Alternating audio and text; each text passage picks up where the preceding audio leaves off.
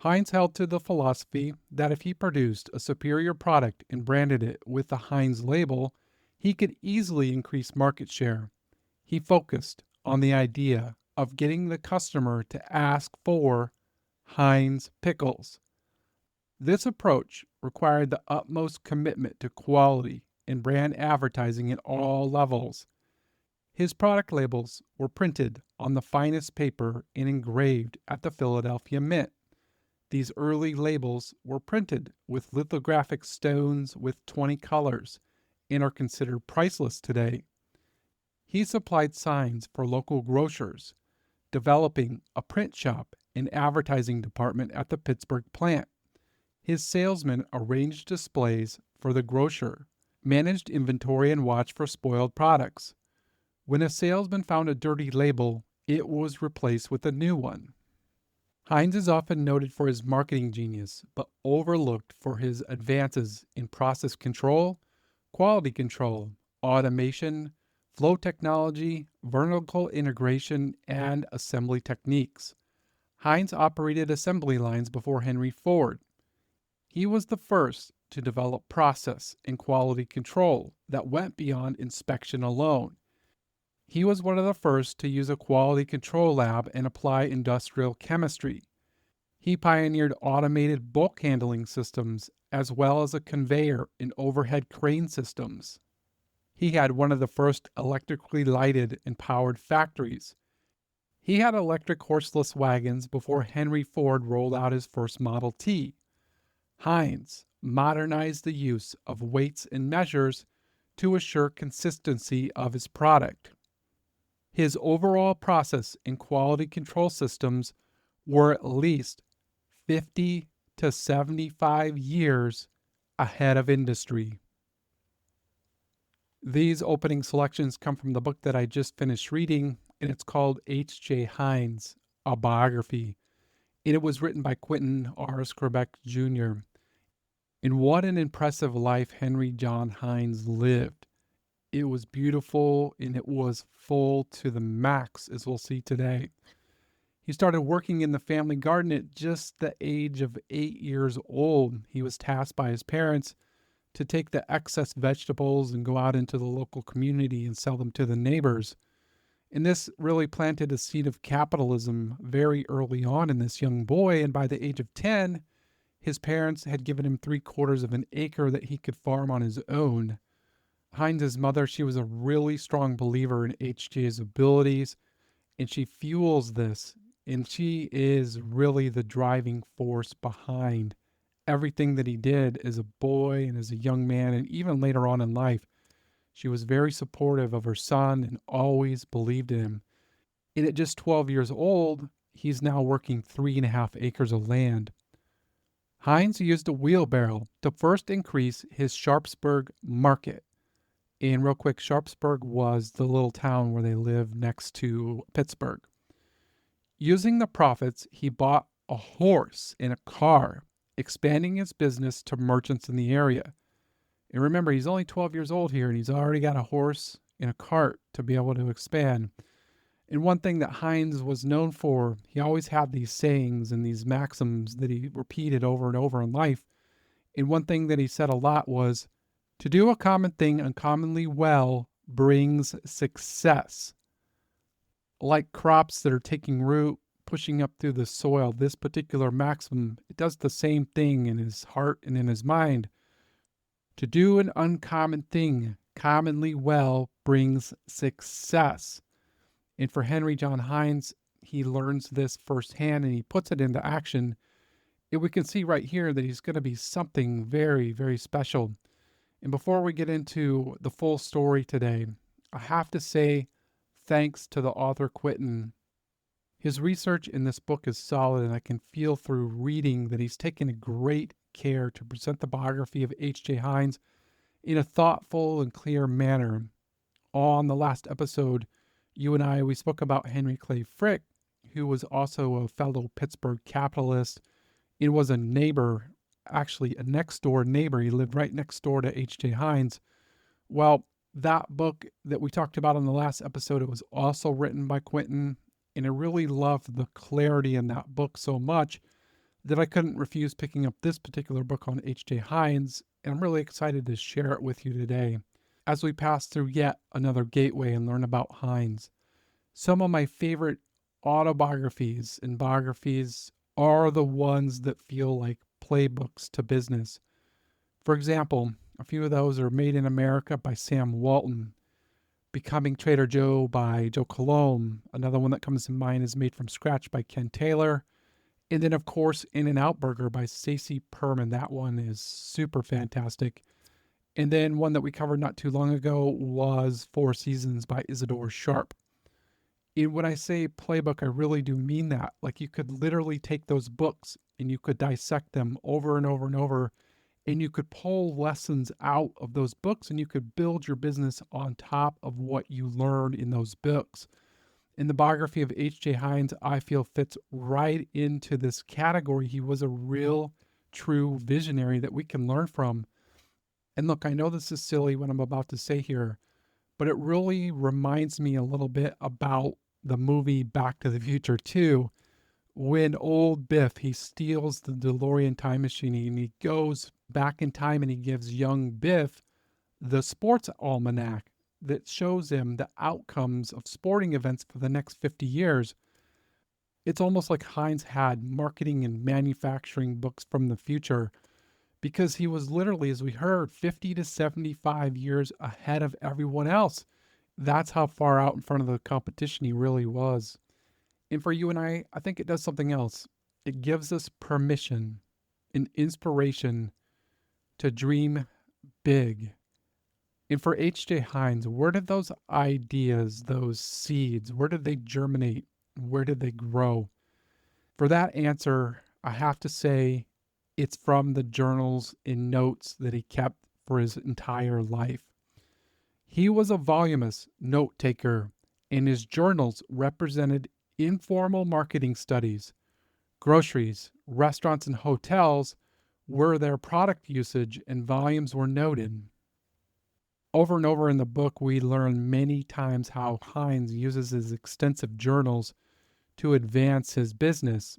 In full admission, right here, I am a terrible journaler. I go in spurts where I'm pretty good about it for a couple of months at a time, and then for some reason, I just tend to drift off. But 100%, I know that when I'm deep in my journal, especially around business, my best ideas, that's when they are developed and they start coming to life.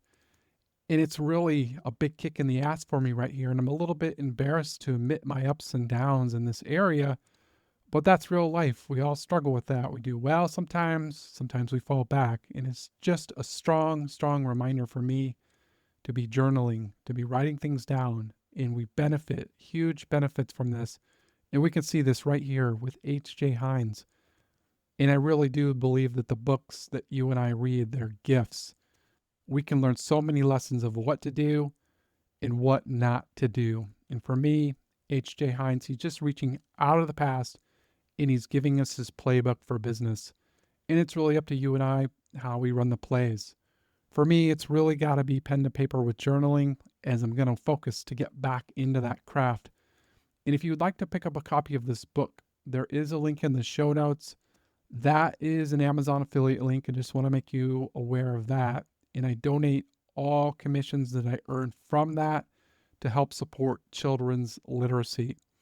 And I think that H.J. Heinz would want you to use that link because he was also a big supporter of children's education, especially through his lifelong devotion to Sunday school development all around the globe. He had a big impact on that movement. If you do like this episode today, if possibly you would consider following the show or just leaving a review. The show is 100% ad free, and I put a lot of time into each episode. First, I read an entire book. Then I go back through it, I pull out all the top lessons, and I summarize everything into an outline so that I can record and edit the podcast. All in, this one episode is probably 25 to 30 hours worth of reading and studying on HJ's life just to make this 1 hour episode so I could share it with you, my friend. And it's really a great pleasure for me. I enjoy this process. It allows me to spend more time in the book and learn more about these great founders and entrepreneurs that we study. And I really do want to keep things ad free. So if you could just follow the show or give me a quick review, that would help a lot to reach more people out there who might be interested in this sort of content. I really do want to try to focus on the simple and deep concepts that can bring us the biggest value in our businesses. That's my ultimate goal, to give you a few ideas that you can implement in your business to help your customers at the end of the day. All right, with all that, how about we turn our focus back over to Heinz? So we're in the year 1856 or so. He's working that 3.5 acres and he's selling produce all around town at the encouragement of his mother. But a big question here is, where might this young boy start learning about production methods and seeing the power of record keeping? Well, that's simple. The brickyard.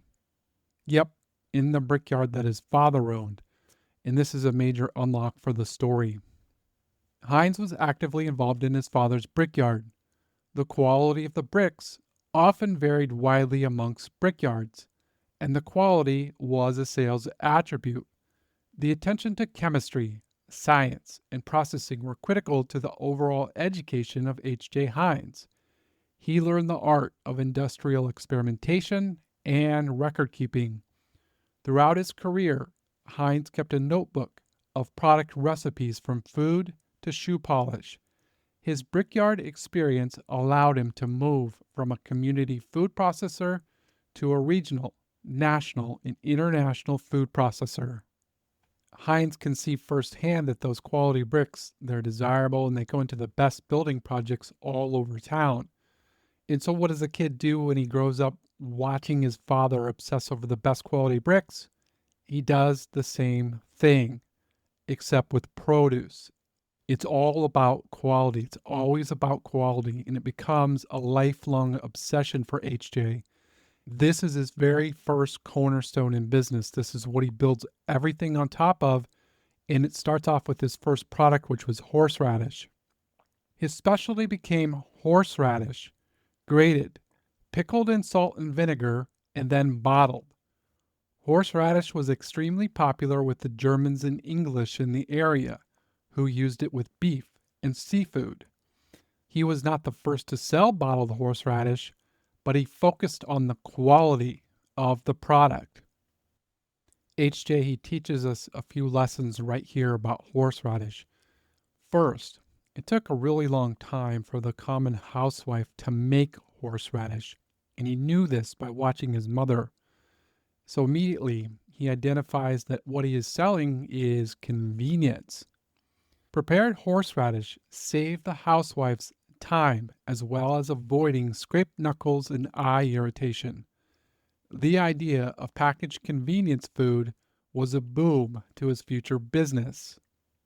And how does he show off the quality of the product that he's offering? Well, that was quite simple. He uses clear bottles. Many producers at the time, they just used the base color of the glass, which was normally a brown or green, and this just helped them hide things like fillers and low quality ingredients. And there was no food quality control at this time, so they could pretty much put anything that they wanted into that product. Now, when your product's on full display, it pushes you even harder, just like it did HJ right here. The use of clear bottles also led him to the use of clear distilled vinegar instead of the cheaper brown colored cider vinegar.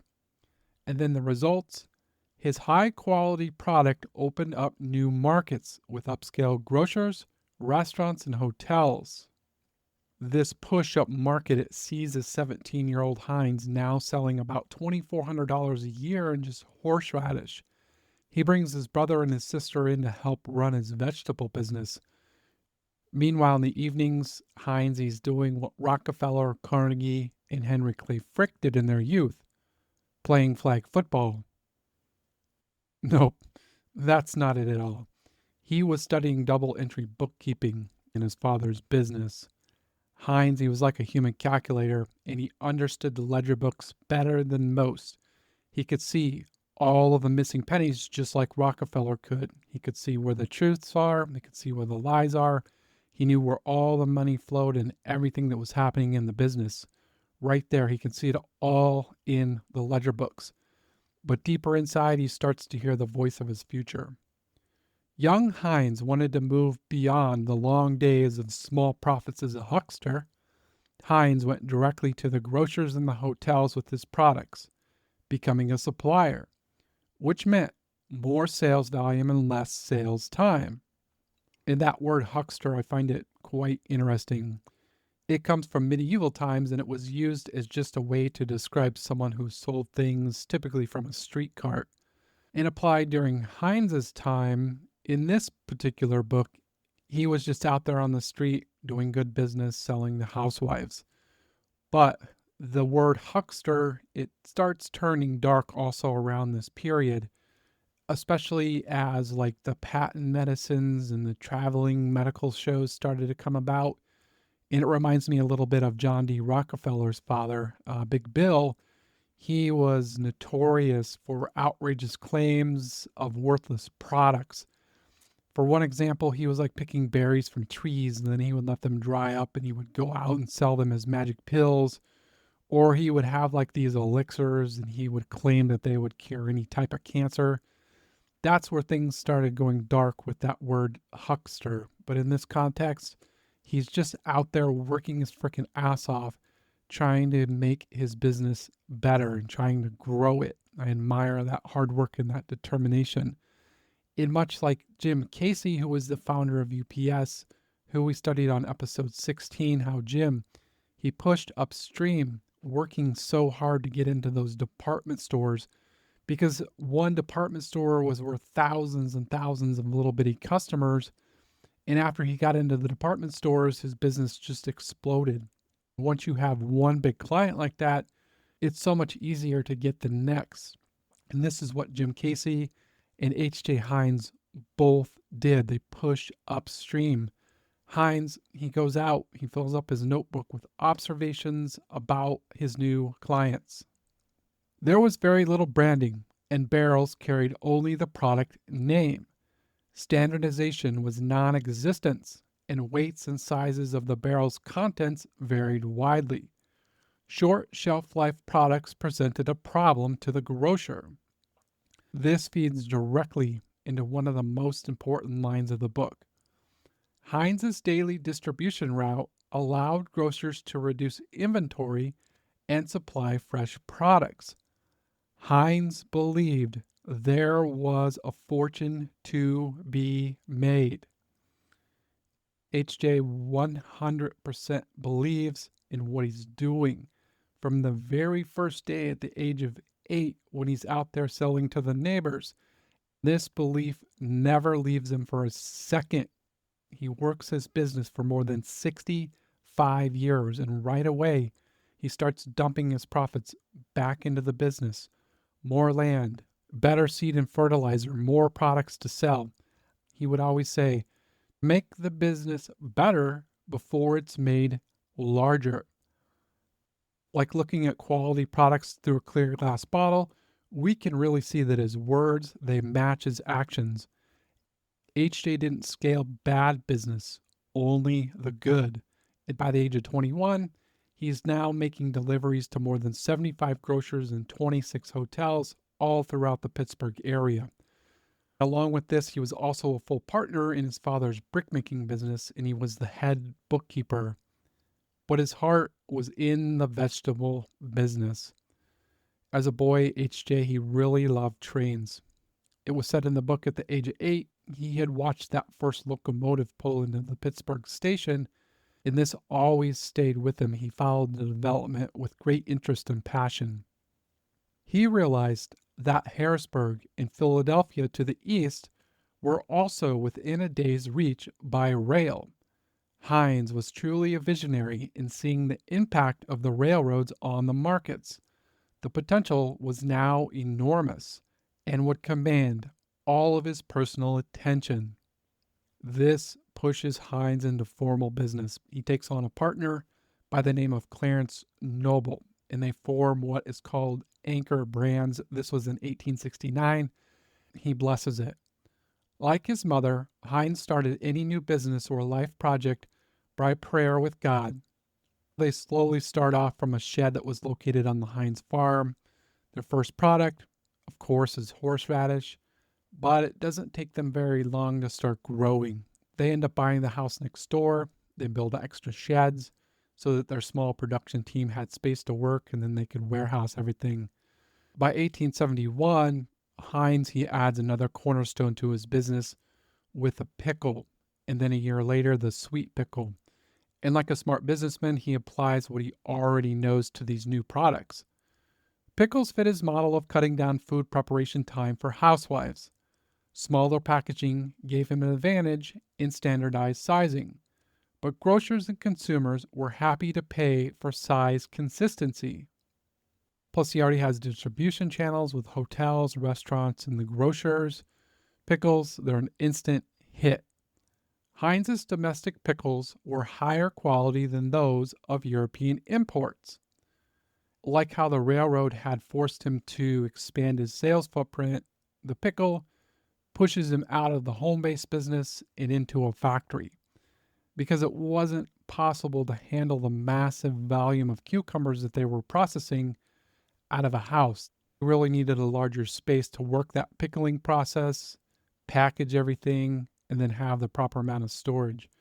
So in 1872, they lease a 4-story building and pickle sales boom. He practically captures the market in just a few short years. His regional production, high quality, size consistency, and distribution made it difficult for imported pickles to compete. By 1874, his company needs more factories. They need more stables. They need more warehousing. They're now producing, listen to this is crazy, 15,000 barrels of pickles a year, with up to 150 employees helping during that fall season when all the harvest was coming in. Heinz dumps all of his profits back into the business. More wagons, more horses, and more specialized equipment that they were designing on their own to help handle the demand. They buy more land. He's now up to 160 acres, and he dives in deeper and he learns his business from A to Z. Heinz had always stayed close to the concerns of the grocers and housewives for new ideas on how to better serve them. One frustration was the pickle's size. Grocers prefer to sell at a price per pickle, but the uniformity of the pickle's size was not always there. Heinz realized that uniform sizing could give him a market advantage. Heinz started to hand size and pack in glass jars, which allowed both the grocer and the consumer to see the uniformity. In this next part that I'm going to share with you, this is what made me think about him having those manufacturing and marketing books from the future. It also reminds me a lot of Estee Lauder, who he had covered on episode 20. And if you want to learn about the best saleswoman ever, I would highly recommend that episode. And possibly her soulmate in sales was H.J. Heinz.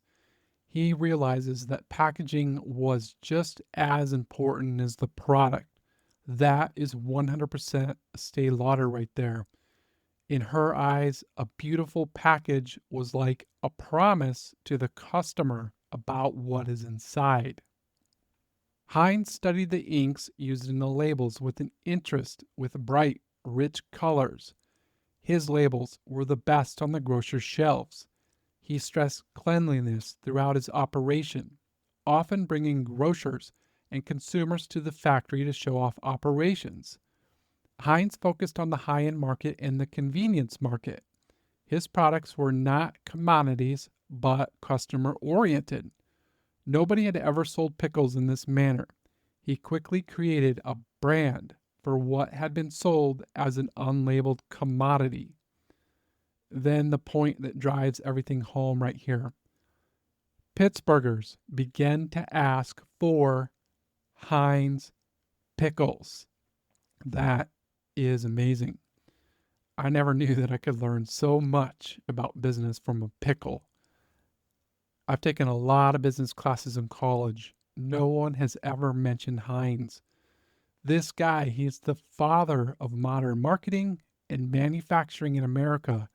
One $25 book, and I've learned way more than any class, or probably half a dozen classes combined. I've learned more from this one book. Colleges, they should really be teaching Heinz, Estee Lauder as well, and so many others that we talk about. I'm constantly blown away and impressed by how much I can learn from one $15 or $20, $25 book.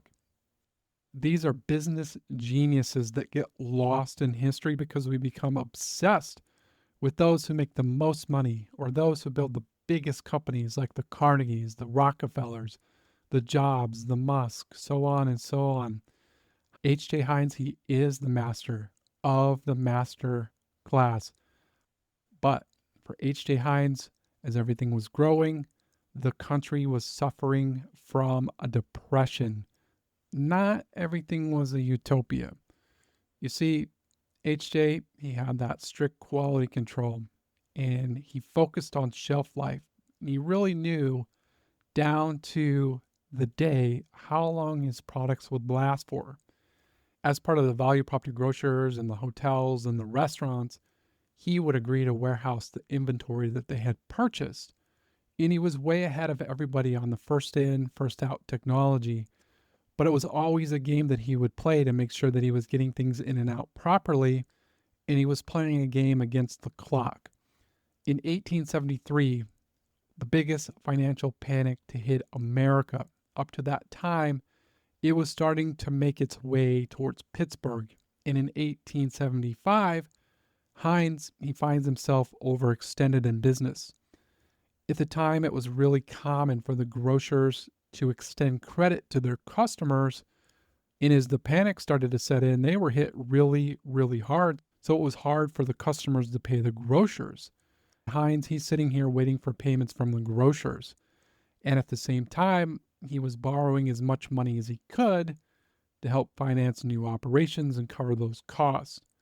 Plus, he was committed to buying a massive crop of cucumbers that were expected to come in from the fall harvest in 1875.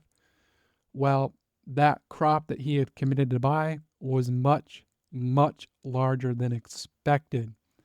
Heinz, he swallows hard. He scrapes together the cash, but he was living day to day in business. By late fall, his partner Noble had bounced a check. This causes a ripple effect in the banks. They now refuse to extend any more credit to Heinz. His wife Sally pulls out her last $700 that she had saved to help him cover the payroll. The newspapers, they smell blood in the water and they run a story about his troubles. The grocers, they catch the ripple effect and the panic starts.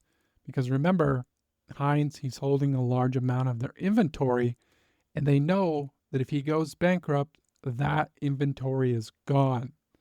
Jump forward another month or so to December. Heinz, he misses a rent payment on his factory and his warehouse. The rumors, they spread even deeper. Lies are generated. They're saying that HJ is moving inventory out of his warehouse, trying to rip off grocers. Two of the creditors end up filing a suit for fraud against him, and he's arrested and he's tossed in jail. Things keep getting worse.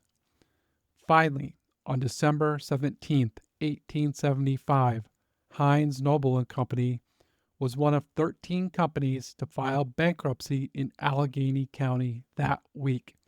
The sheriff put everything up for sale, including his prize horses. H.J. Heinz is personally bankrupt. He turns to his diary, and on Christmas Day, he writes the following: I have no Christmas presents to make. Sally seemed grieved and crying, yet said it was not about our trouble only. I feel as though people were all pushing us down because we are bankrupt. Such is the world. His partners abandoned him. His customers turned his back on him. At 31, he's mentally broken. He's penniless. He has a wife and two children. and certainly that week was his rock bottom. It shook his faith and it shook his optimism. But he has his mother. She was the absolute rock. His mother helped to hold him up and pushed him to look at what could be done. In what happens next, it's perhaps the most critical turning point of the entire story right here. Maybe more amazing was that he found forgiveness so that he could move on. Instead of personal resentments, he would put that energy into meeting what he owed. On episode 10, we had spoke about Fred Rogers, and he had this saying, one that I love and one that I think about quite often. The only thing that evil cannot stand is forgiveness. It simply disintegrates in the presence of forgiveness.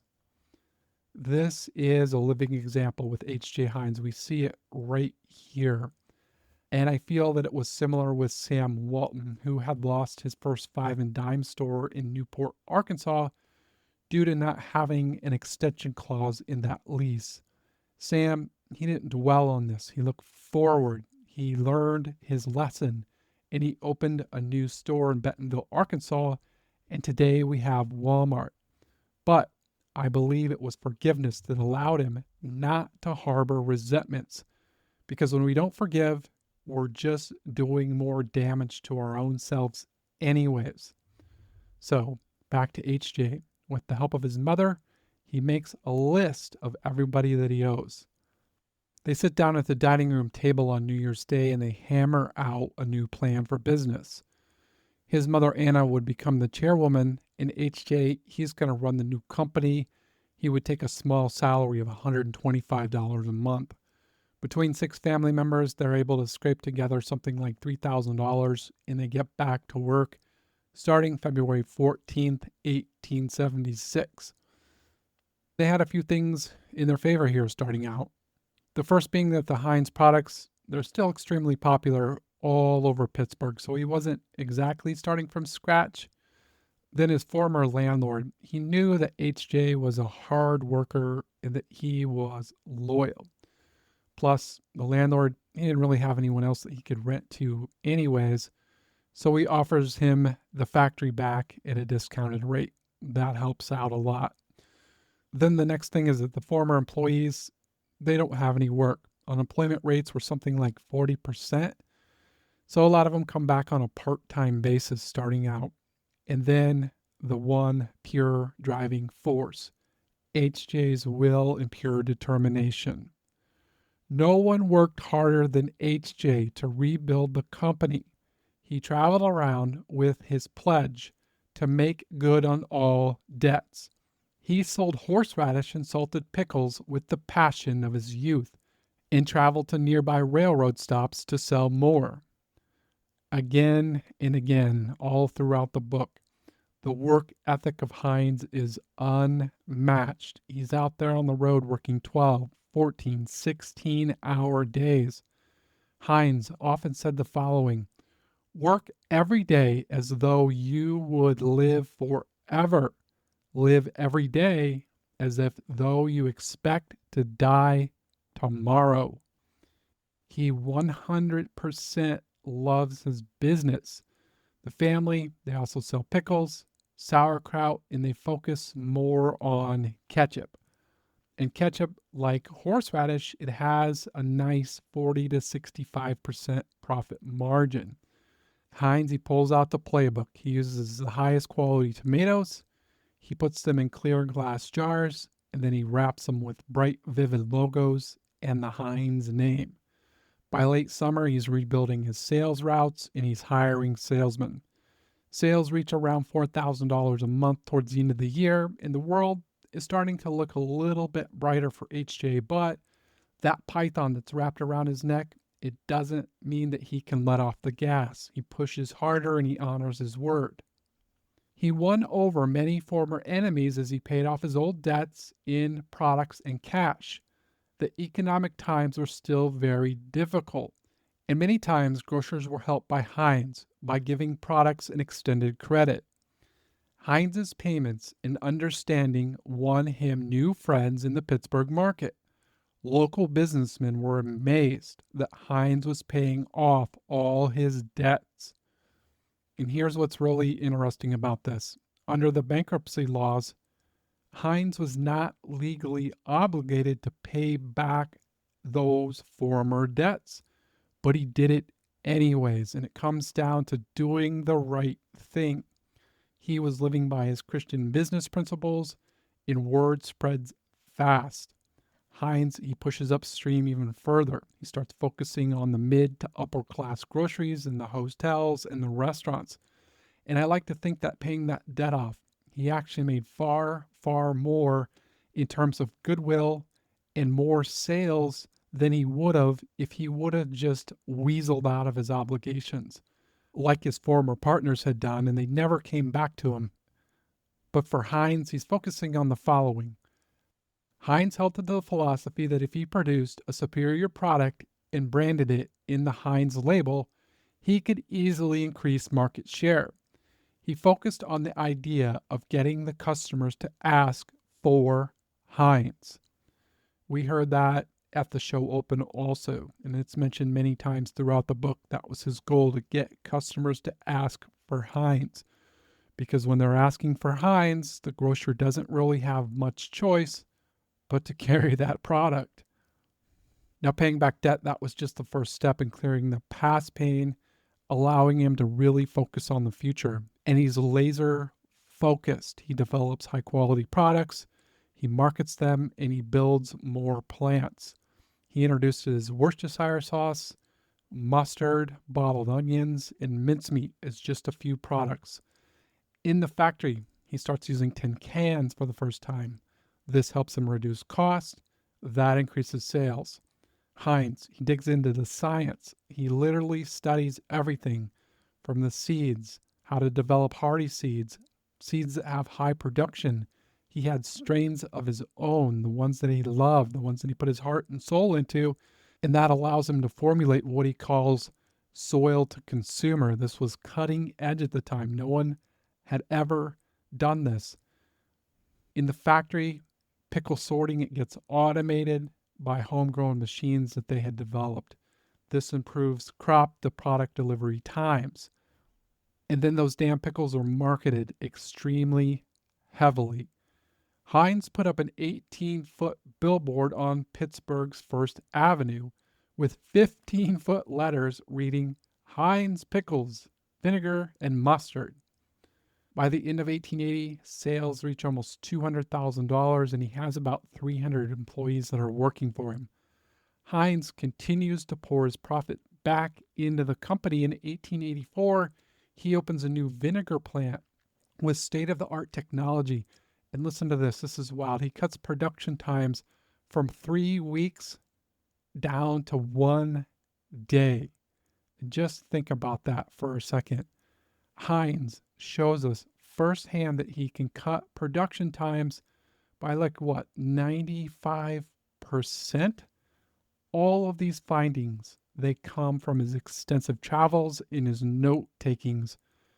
Sometimes it might take a year or 2 years or 5 years to put new discoveries that he made out there in the world into practice. There are hundreds of examples like this in the book. This is just one of them. Heinz is really showing us firsthand what the power of observation, note-taking, and application can lead to. He takes it even further. He is the first person to put distilled vinegar in a bottle for household use. His payroll shoots to 500 workers. Women flocked to work at Heinz's plants, which were clean and pleasant. Floors at the Heinz plant were cleaned daily. There were washrooms, and Heinz supplied clean clothes for his employees. The workforce at Heinz was often younger women saving for marriage or helping augment family budgets. He had employee picnics and often invited employees to dinner at his home. He even arranged lectures and free training for his employees. Along with all this, Heinz also provided on-site doctors and dentists. Before science backed this up, he believed that poor dental health leads to overall poor health. He was just a real visionary. Now, while his rate of pay was still about average across the board, he had a long waiting line of men and women that were both wanting to work in his plants. The environment, it's clean, it's safe, and it's friendly. On episode 3, we had talked about Joe Colon, who started Trader Joe's, and he invested very, very heavily into his employees. And Joe, he taught us the following: time and time again, I am asked why no one has successfully replicated Trader Joe's. The answer is that no one has been willing to pay the wages and benefits and thereby attract and keep the quality of people who work at Trader Joe's. Now, on the flip side of that, on the last 3 episodes, we've been talking about Andrew Carnegie and Henry Clay Frick, who both fought bloody wars with the unions and with their men. And I do mean bloody. People were beaten and they were killed on many occasions when strikes took place. Then, right across town, we have this utopia with H.J. Heinz. And do you think he ever had trouble with the unions? Nope. H.J. didn't like the unions either, but his treatment of the employees kept the unions out. And this becomes a model for paternal capitalism. H.J. he cared for his workers deeply, but at the same time, he really demanded a lot of loyalty. And he would cut your ass quickly if he felt that you were not being loyal to the company in the values that he set forth. His early organization and culture building would pay dividends over the years. He aggressively trimmed and groomed his employees. Over the 1880s and the 1890s, Heinz he builds a trusted team of lieutenants, one of which was his own son Howard Heinz, who later becomes the CEO of the company. Now, with a strong product line and an exceptional brand awareness and excess capital, HJ he uses the railroads to his advantage to expand his empire. He stockpiles something like 600 railroad cars that also double as rolling billboards. They were all painted with his logos and with his product and with his name. And he uses them to move everything from raw materials to finished goods, coast to coast. Business, it shoots up. Then in 1883, he increases business even more when the United States puts a 10% tax tariff on all incoming veggies to the United States. Heinz's profits, they increased 23%, reaching 1.2 million by the end of the 1880s. And in my view, Heinz has made it. At this point, he could punch out at the age of 45 and do nothing but enjoy his wealth. And I think that if he did that, we wouldn't be talking about him today. And his products wouldn't be in 90% of American homes right freaking now as we're speaking. Heinz, he pushes on for 30 more years. He never stops. He fills his journal with everything that catches his eye and he puts it into action. This, my friend, is Sam Walton 100 years before Sam Walton. Heinz, he expands to Europe where he introduces baked beans and he becomes the largest supplier in England. He introduces value pricing with his fancy label for the high-end consumers, the standard label for the mid-range, and then the Duquesne brand for the low end.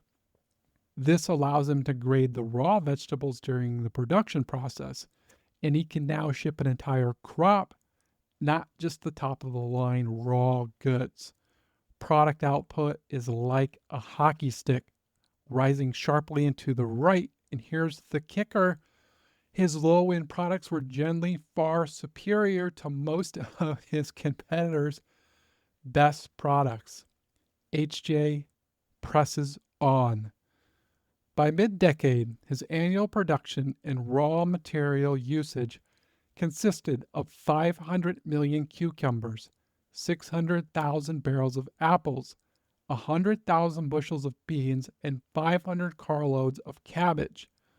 Other supplies included 7 million bottles of various sizes, 20 million labels, and 300,000 oak barrels, more than 2,000 full time employees, 275 of which were salesmen, and as many as 18,000 part time workers during harvest seasons. In 1900, H.J. Heinz was the largest food processor in the world. That is where we will leave the story for today. I hope that you can pick up a copy of this book. I don't think you will be disappointed. H.J. Heinz lived a full, fruitful, and beautiful life. He works on his business for more than 65 years. The lessons in this book are endless.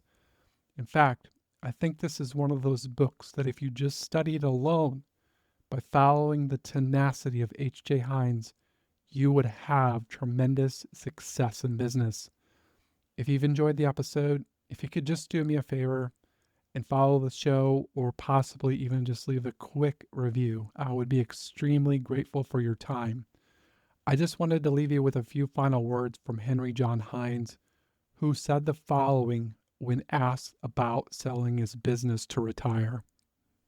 I do not care for your money. Neither do I, nor my family wish to go out of business.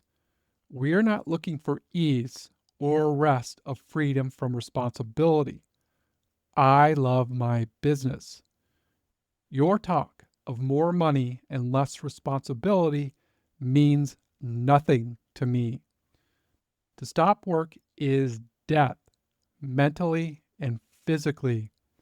This business is run not for my family or for a few families, but for what we call the Heinz family, the people who make our goods and sell them. The Heinz policy is to work for a better business rather than a bigger business, to make, if possible, a better product, to make better people as we go along. We are working for success and not money. The money part will take care of itself. Until next time, make it a beautiful day in the neighborhood, my friend.